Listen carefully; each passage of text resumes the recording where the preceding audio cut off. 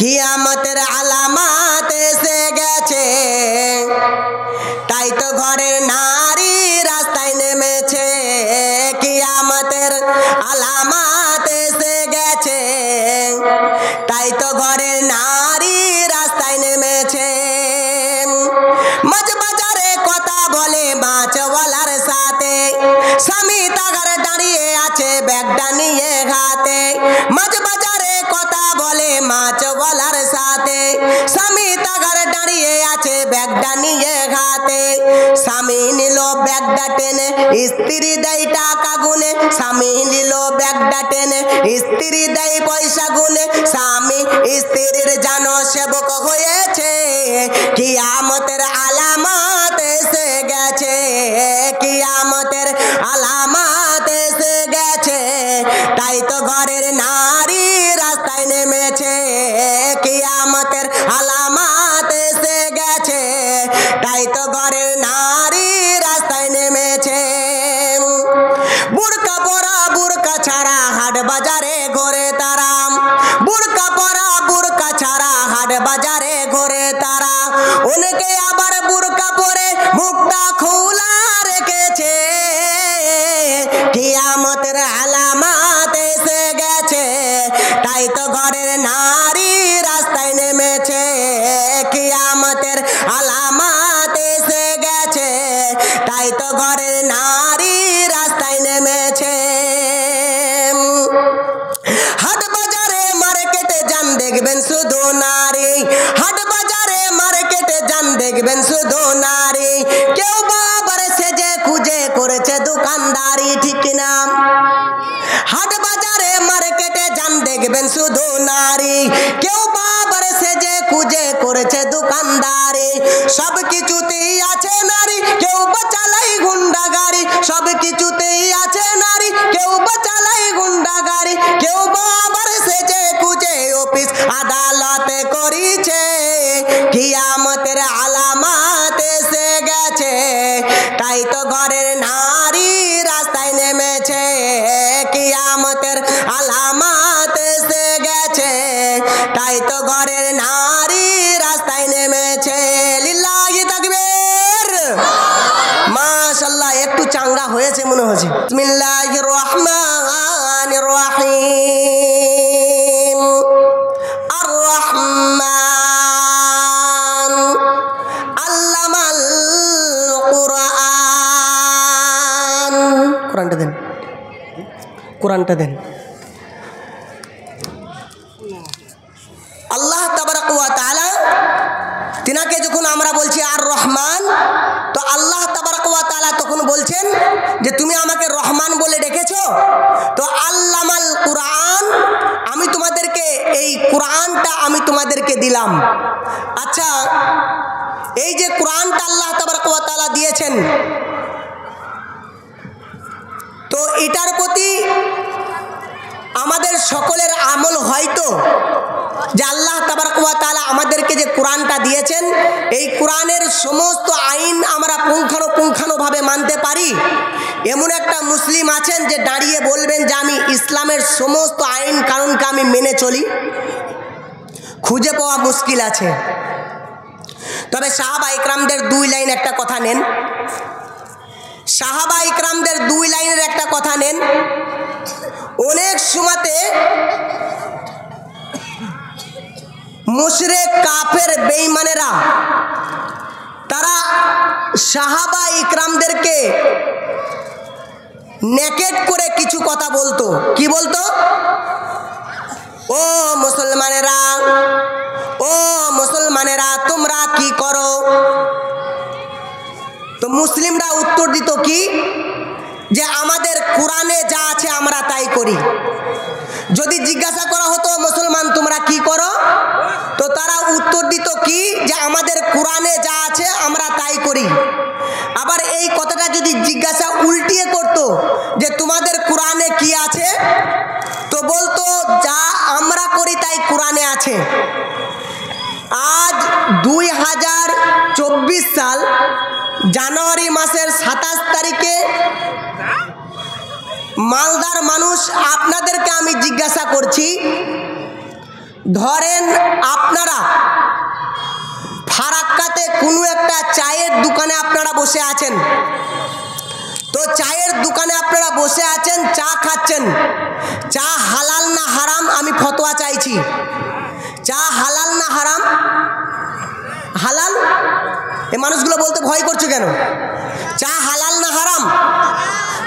চা হারাম। ও আল্লাহ, যেমন বক্তা সেরকম শ্রোতা, না কি বলেন? চা আপনার হালাল জিনিস, যদি সেটা যদি বাঁ হাতে ধরা হয় তাহলে সেটা হালাল হবে? হালাল জিনিস যদি আপনার বাঁ হাতে খাওয়া যায় তাহলে সেটা হালাল হবে? হারাম হবে। আচ্ছা, সিগারেট হচ্ছে আপনার হারাম, সেটা যদি ডান হাতে খাওয়া হয় তাহলে সেটা হালাল হবে? হবে না? ডান হাতে খেলেও হবে না? আচ্ছা, তাহলে কথাটা একটু ভালো করে শোনেন। তাহলে চাটা হচ্ছে হালাল জিনিস, সেটা ধরেছেন বাঁ হাতে, আর সিগারেট হচ্ছে হারাম জিনিস, সেটা ধরেছেন ডান হাতে। এমন সময়তে বাঁ হাতে একটা চায়ের চুমুক আপনি নিয়েছেন, আর সিগারেটের একটা সুখ টান আপনি টেনেছেন। সুখ টান বোঝেন? হ্যাঁ, চোখটাকে খেয়েছো নাকি বাবু? তুমি মাথা নড়াচ্ছ, খাওনি তো? আপনার সুখ টান একটা, যেটা দেখবেন অনেকে না খেলেও হয়তো দেখেছি, অনেক জায়গা বক্তা মানুষ তো আমাদেরকে ফলো রাখতে হয়, তো দেখবেন সুখ টান একটা, চোখকে বন্ধ করে দিয়ে মনে হবে যেন ও একদম মধু পান করছে। চোখটাকে আপনার একটা চোখ বন্ধ করে দিয়ে এমন ভাবে টান দেবে না, মনে হবে যেন পৃথিবীতেই জান্নাত দেখতে পেয়েছে। বুঝতে পেরেছেন? এমন পরিস্থিতি। তো আপনি বাঁ হাতে চায়ের চমকটা নিয়েছেন, আর একদিকে সিগারেটের টান নিয়েছেন, আর এই সময়তে একজন বেধর্মী ভাই সে এসে আপনার পিঠে হাত দিয়ে বলছে, ও ভাই আব্দুল্লাহ, তোমরা কি করো? আপনি শুধু একবার বলেন যে আমি যেটা করি সেটা কোরআনে আছে, আর কোরআনে যেটা আছে সেটা আমরা করি, তাহলে আপনার কথাটা কি এসে যাবে যে কোরআনে আমরা যেটা করি সেটা কোরআনে আছে। যদি আপনাকে একজন বেধর্মী ভাই সে যদি ওই অবস্থায় জিজ্ঞাসা করে, ও মালদার মানুষেরা শুনে নাও, শুনে নাও, যদি ওই একজন বেধর্মী ভাই যদি আপনাকে জিজ্ঞাসা করে, ও মুসলমান তোমরা কি করো? যদি আপনি বলেন আমাদের কোরআনে যা আছে আমরা তাই করি, তাহলে আপনি বাঁ হাতে করে চা খান, এটা কোরআনে আছে। বাঁ হাতে করে চা খান, এটা কোরআনে আছে। আপনি ডান হাতে করে সিগারেটের টান দেন, এটা কোরআনে আছে। আপনি মদ খান, এটা কোরআনে আছে। আপনি ঘুষ খান, এটা কোরআনে আছে। আপনি জিনা করেন, এটা কোরআনে আছে। আপনি ব্যভিচার করেন, এটা কোরআনে আছে। আপনি সুদ খান, এটা কোরআনে আছে। ও মুসলমান, যদি আপনি একবার যদি সাহাবায়ে কেরামদেরকে যদি আপনি লক্ষ্য করেন, তাহলে আপনি দেখতে পাবেন যদি তাদেরকে জিজ্ঞাসা করা হতো তোমাদের কোরআনে কি আছে, তারা সুন্দরভাবে উত্তর দিত, আমরা যেটা করি সেটা কোরআনে আছে। আর আজকের দিনে যদি আমাদেরকে জিজ্ঞাসা করা হয়, ও মালদার মুসলমান তোমরা কোরআনে যেটা আছে সেটা কি কি তোমরা করো, তাহলে দেখা যাবে আমাদের সমস্ত জায়গাটাই লিক হয়ে আছে।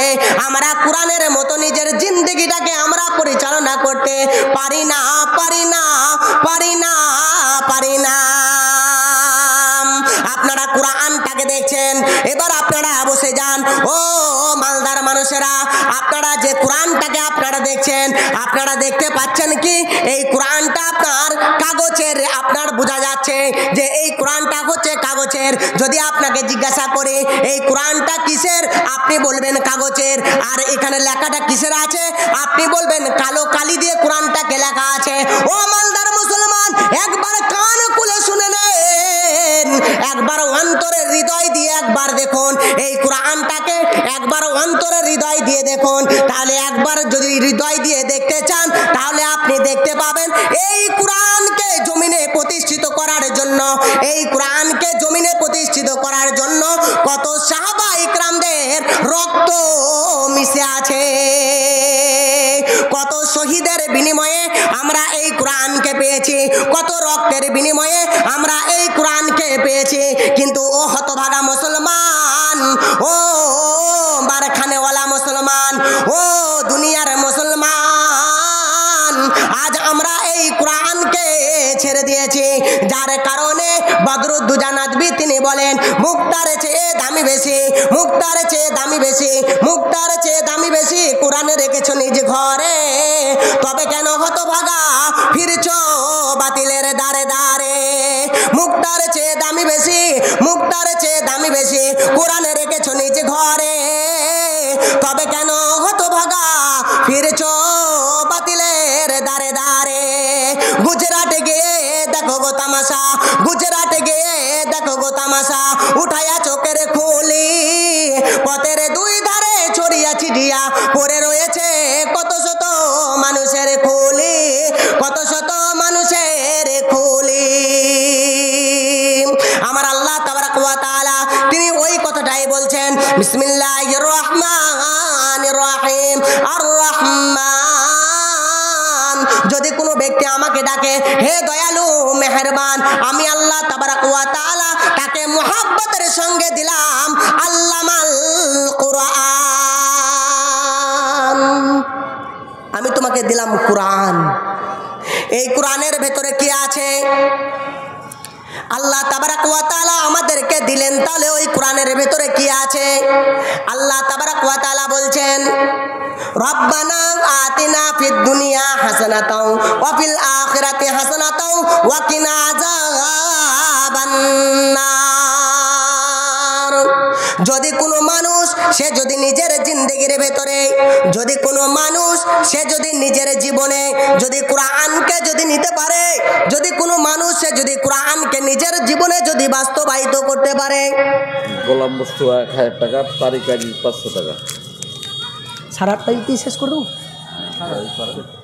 বেশ করি, ঠিক আছে করবো, হ্যাঁ ইনশাল্লাহ। ঠিক আছে, নামটা মনে রাখবেন তো, একটু এই নাম দুটো মনে রাখবেন তো। আচ্ছা ভাই, আমি একটা ছোট্ট করে একটা কথা আপনাদেরকে বলছি। এই কোরআন, এই কোরআনের বিনিময়ে আমরা কত শহীদের রক্তের বিনিময়ে আমরা এই কোরআনকে আমরা পেয়েছি। একটা ছোট্ট করে একটা ঘটনা আপনাদেরকে বলি, শুনুন, খুব মনোযোগ দিয়ে শুনবেন। ওই পেছনের ভাই যারা বসে আছেন, ভাই আপনারা বসে যান। হ্যাঁ, আদায়টা বলে দেবো। আচ্ছা, আমি আদায়টা করবো তো, সভাপতি সাহেব কি কার কার বলেন, কার কার বলেন? গোলাম মুস্তফা 1000 টাকা, গোলাম মুস্তফা 1000 টাকা, তারিকুল ইসলাম 500, তারিক আজিজ দিয়েছে 500 টাকা। আল্লাহ তাবারাক ওয়া তাআলা ইনাদের দানকে কবুল করে নেন, বলে আল্লাহুম্মা আমিন। আল্লাহ তাবারাক ওয়া তাআলা ইনাদের বালা মুসিবতকে দূর করে দেন। যে আশা যে ভরসায় দান করেছে, আল্লাহ তুমি তার আশা ভরসাকে পূর্ণ করে দাও।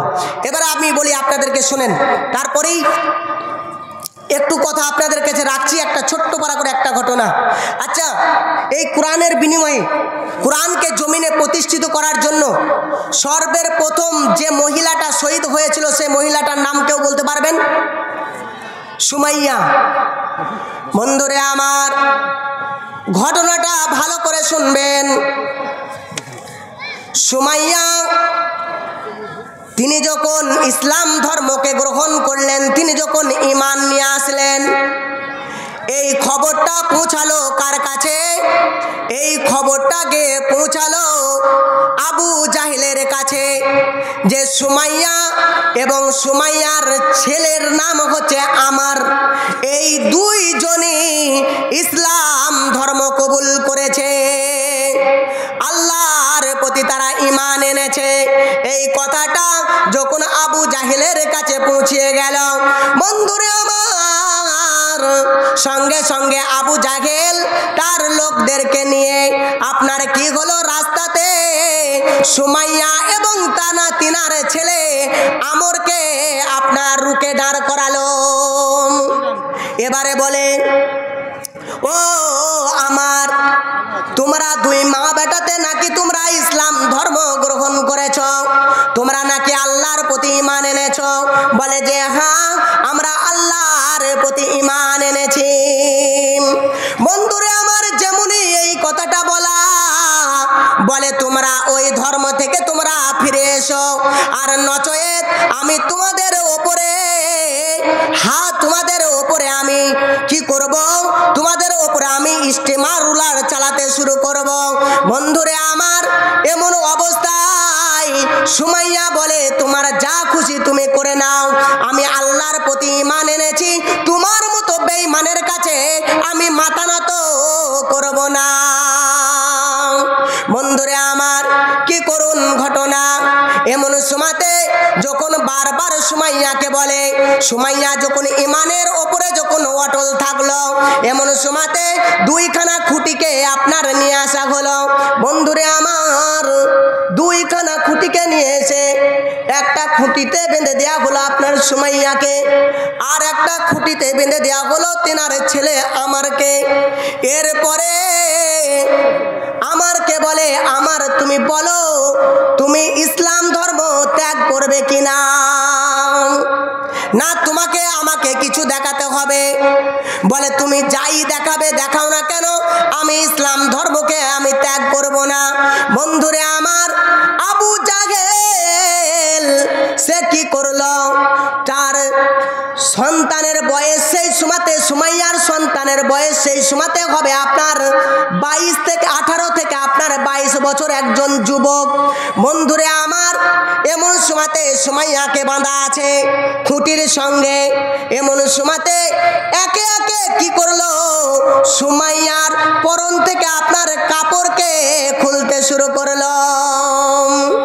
একে একে খোলার পরে পুরো একদম উলঙ্গ করে রেখে দিল। বন্ধুরে আমার, আমার মাথাটাকে নিচু করে আছে, নিজের মায়ের দিকে আর তাকাতে পারে না। বলে আমর রে, তুমি একবার জন্য তুমি কি বলো, তুমি ইসলাম ধর্মকে ত্যাগ করে দাও, দেখছো তো তোমার মায়ের অবস্থা।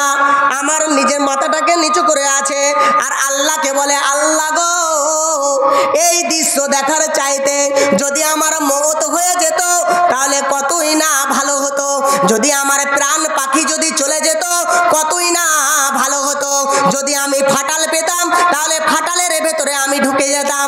আল্লাহ গো, এইরকম দৃশ্য আমাকে দেখতে হচ্ছে। বন্ধুরে আমার, ওই সময়তে সুমাইয়াকে উলঙ্গ অবস্থায় রেখে দিয়েছে আর মাথাটাকে নিচু করে আছে আমার আবু জাহেল বেঈমান একজন শয়তান। ওই বলল কি, যাও ওর ছেলের মাথাটাকে ছেড়ে ধরো যাতে করে ওর মায়ের দিকে নজরটা দিতে পারে। জোরে বলুন নাউজুবিল্লাহ। এ মুসলমান বলো নাউজুবিল্লাহ। বন্ধুরে আমার, এমন সময়তে সুমাইয়া বাঁধা আছে। আবু জাহেল বলে, ও সুমাইয়া, তুমি ইসলাম ধর্ম ত্যাগ করো। বলে না, আমি ইসলাম ধর্ম ত্যাগ করব না। বন্ধুরে আমার, এমন সময়তে আবু জাহেল করলো কি, একটা বর্ষাকে নিয়ে আসলো আর একটা বর্ষাকে নিয়ে এসে আপনার সুমাইয়ার লজ্জাস্থানে আপনার মেরে দিল। বন্ধুরে আমার, একের পরে এক সুমাইয়ার লজ্জাস্থানে আপনার কি হয়, আপনার ওই বল্লভকে আপনার মারতে শুরু করলো। বন্ধুরে আমার, এক পর্যায়ে সুমাইয়া লুটিয়ে পড়ে গেল। এমন সময়তে আমরকে বলে, ও আমর, দেখছো তো তোমার চোখের সামনে তোমার মায়ের অবস্থাকে কি করেছি, বলো বলো বলো বলো, তুমি এখনো পর্যন্ত ইসলাম ধর্মকে তুমি ত্যাগ করবে কি করবে না। ওই সময়তে আপনার রক্তে জমিন আপনার ভিজে যায়, রক্তে আপনার মাটি ভিজে যায়। এই সময়তেও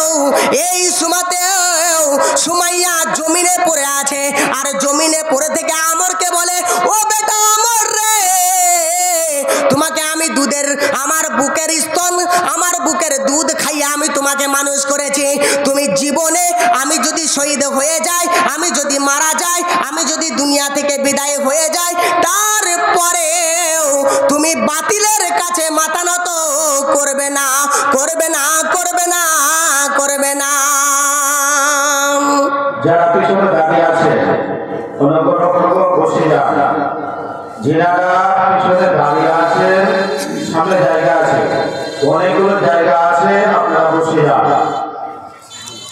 বাতিলের সামনে তুমি মাথা নত করবে না। বন্ধুরে আমার, সুমাইয়া জমিনে পড়ে গেল, রক্তে জমিন আপনার লাল হয়ে গেল।